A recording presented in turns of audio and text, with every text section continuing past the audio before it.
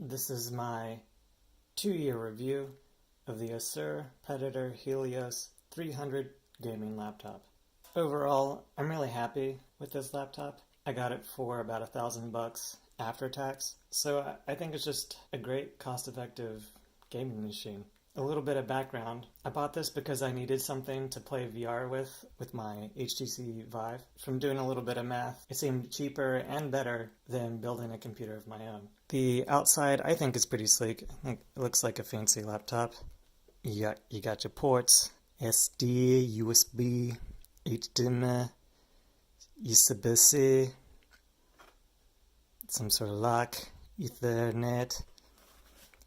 Other ports, you got your USBs, your powers, and your aux, your headphones, and your screw holes, you need those. Some fans, gotta get the air out, it gets hot in you. As far as the screen goes, it's not the best. It's not bad, but not great necessarily. Not a lot of contrast going on there, lots of glare and stuff. I don't really care because I'm using it to play VR anyways. As long as I can actually control my computer, I'm fine with it. And I actually still play regular games on it anyways. It's whatever. You can always hook up an external monitor anyways. The keyboard seems like it's good quality. It's very quiet. I don't think these keys are going to break anytime soon. It's got a cool red backlighting, which maybe you can tell in the video. I'm not really sure.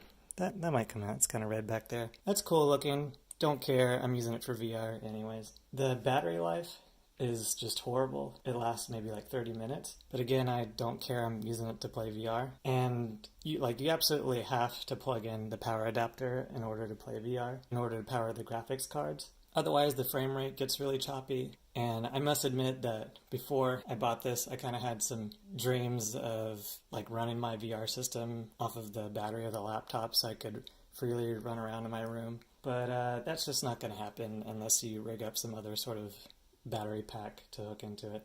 It only has one HDMI port, which I showed you earlier, so that was an issue for me just because the HTC Vive plugs into that. So I didn't have a free one to plug in a projector such that the audience watching people look stupid in VR could see what they're doing. And I fixed that by just buying a USB to HDMI adapter, and it works great. So not a true problem, but if you want to hook up multiple displays, you're going to have to buy some adapters.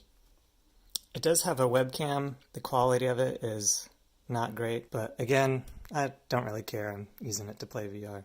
The trackpad is honestly, so coming from a Mac, the trackpad actually feels a little bit cheap and kind of hard to use. But again, I got this for VR, so I don't really care. It's usable. I can get around. I can hook in a mouse or something else. So overall, I think this is a great computer. If you just consider it a compact mobile desktop gaming computer. I would not recommend it for an everyday laptop, but for playing some games and playing VR, it's phenomenal, and it was cheap, and it doesn't take up a bunch of space. It's portable, and it plays my HTC Vive great with no issues. I think I made a good choice there.